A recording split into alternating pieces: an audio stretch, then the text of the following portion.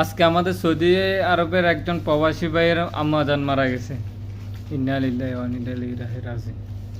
কিন্তু মারা যাওয়ার দুদিন আগে ওনার আম্মাজান ওনার ছেলের সাথে ওনার ছেলেকে একটু দেখার খুব ইচ্ছে ছিল, কিন্তু দেখতে পারে নাই দুদিন পর্যন্ত।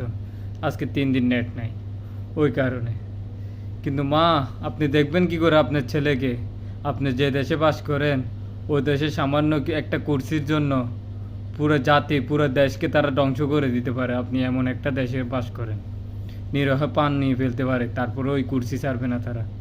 আপনি এমন একটা দেশে বাস করেন।